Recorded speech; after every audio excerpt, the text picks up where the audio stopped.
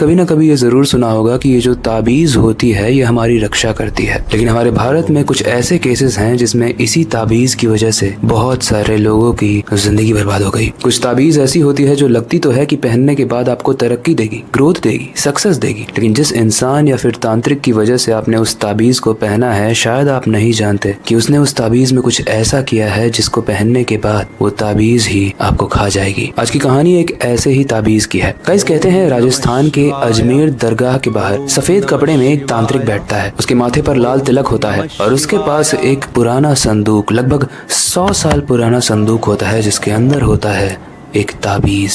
अब जैसा मैंने कहानी की शुरुआत में बताया कि कुछ लोग इस ताबीज की बेसिस पर सक्सेस पा लेते हैं, लेकिन कुछ लोग इसको यूज करते हैं दुश्मन को खत्म करने के लिए। और आज की कहानी एक ऐसे ही बिजनेसमैन की है जो चाहता था कि वो अपने कॉम्पिटिटर को यानी अपनी दुश्मन को खत्म कर दे, लेकिन ये चीज उल्टी पड़ गई और बहुत डरावनी चीजें हुई उसके बाद। कहानी काफी इंटरेस्टिंग है। Horror stories.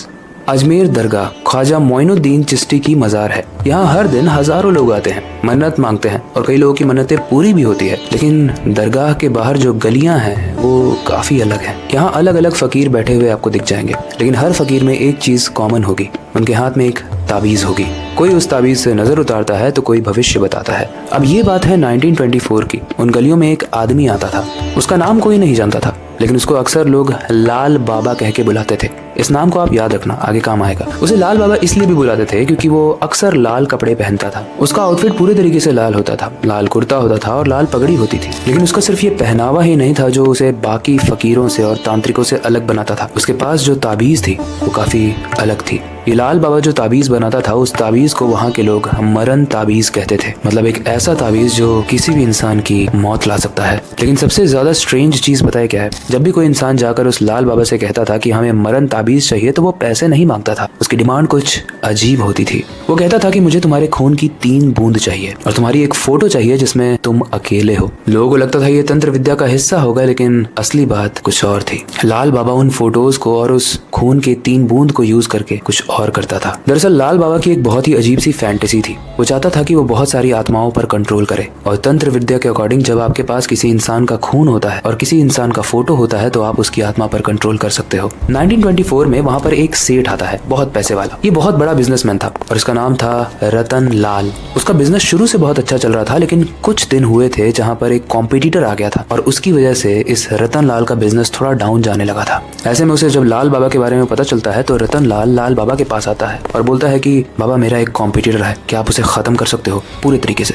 लाल बाबा पूछते हैं कि तू बदले में मुझे क्या देगा? रतन लाल बोलता है कि आपको जो चाहिए मैं वो दूंगा, आपको पैसों से भर दूंगा, आप बस अपना रकम बताओ। लाल बाबा मुस्कुराते हुए बोलते हैं, मूर्ख, मुझे पैसे की जरूरत नहीं है। और हमेशा की तरह लाल बाबा वही चीज मांगता है जो वो मांगता था। वो रतन लाल से कहता है कि मुझे तुम्हारे खून की 3 बूंद चाहिए और तुम्हारी एक फोटो चाहिए जिसमें तुम अकेले हो। रतन लाल शुरू में तो बड़ा अजीब फील कर रहा था कि मेरा खून क्यों चाहिए, मतलब खून तो इसे कॉम्पिटिटर का लेना चाहिए था ना, मेरा खून क्यों? लेकिन फिर भी उसके पास कोई ऑप्शन नहीं था, तो वो बोलता है ठीक है बाबा, आप ले लो मेरा खून। वो लाल बाबा पास से एक कांटा निकालता है, रतन लाल के उंगलियों पे चुभाता है और जब टप टप करके खून गिरता है रतन लाल के हाथ से तो लाल बाबा उसे एक छोटे से डब्बे में इकट्ठा कर लेता है। उसके बाद वो उसकी फोटो लेता है और कहता है कि तुम 7 दिन के बाद आना, तुम्हारी ताबीज रेडी हो जाएगी, वो तुम्हें देगी ग्रोथ, सक्सेस और तुम्हारे कॉम्पिटिटर को खा जाएगी। कई 7 दिनों के वेट के बाद जब रतन लाल वापस से उस बाबा के पास आता है तो बाबा उसे एक काला कलर का ताबीज देते हैं। वो एक काले धागे में बंधा हुआ होता है जिसके अंदर लाल इंक से कुछ लिखा हुआ होता है।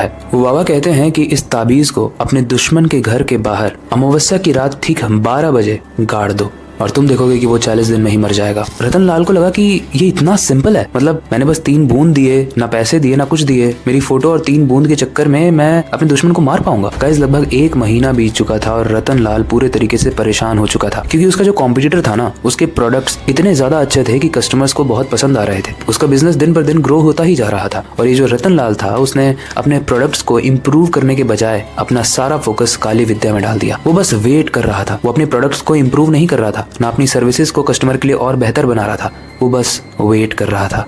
एंड जब 39th डे था तो वो बहुत एक्साइटेड था कि 40वें दिन क्या होगा। और अब आता है 40वां दिन। 40वें दिन दोपहर तक कुछ नहीं हुआ। रतनलाल बहुत कंफ्यूज था। उसे लग रहा था कि बाबा ने मेरे को बेवकूफ बनाया है। लेकिन लगभग रात के 5 बजे हर जगह न्यूज फ्लैश होने लगती है कि रतनलाल का सबसे बड़ा कॉम्पिटिटर हार्ट अटैक से मर गया। डॉक्टर्स को कुछ समझ ही नहीं आया कि ये कैसे हुआ। लेकिन गाइस, इसके बाद कहा जाता है कि रतनलाल भी पागल होने लगा, क्योंकि काली विद्या कभी भी एक तरफा काम नहीं करती है। रतनलाल के घर में भी धीरे धीरे लोग मरने लगे। उसका जो नया बच्चा हुआ था वो पूरी तरीके से पागल हो गया था। उसका बिजनेस अब ग्रो नहीं कर रहा था। उसका बिजनेस अब और डाउन जाने लगा था। और धीरे धीरे करके उसके पूरे घर में एक महामारी फैल गई। कुछ लोग कैंसर से पीड़ित हो गए, कुछ लोग एड्स से पीड़ित हो गए। और इतनी सारी चीजें देखने के बाद रतनलाल समझ चुका था कि उसने ये जो किया है वो सही नहीं था। रतनलाल भी उसके बाद मर गया। कहा जाता है कि 1947 में जब इंडिया और पाकिस्तान डिवाइड हो रहा था तो पार्टीशन के वक्त काफी दंगे हुए थे अजमेर में। और उसी अजमेर के दंगों के चक्कर में वो लाल बाबा भी मारा गया था। भीड़ ने उसको पत्थर मार मार के मार दिया था। लेकिन मरने से पहले उस लाल बाबा ने अपने संदूक को अजमेर की एक जगह पर छिपा दिया था। उसी दरगाह के पास कहीं पर छिपा दिया था, किसी एक पुरानी दीवार में। कहते हैं कि आज भी उस अजमेर की दरगाह के दीवारों के पास कहीं पर वो ताबीज छुपा हुआ है। और अगर किसी ने भी उस ताबीज को निकाला तो कुछ ऐसा होगा जिसने कभी सपने में भी नहीं सोचा होगा। इस कहानी को पढ़ने के बाद जब मैंने और ज्यादा रिसर्च की तो मुझे पता चला कि बहुत लोगों ने इस ताबीज को ढूंढने की कोशिश की है, लेकिन किसी को अभी तक ये ताबीज मिला नहीं है। लेकिन हाँ, उस अजमेर की दरगाह के पास जब आप रात के 12 बजे जाओगे तो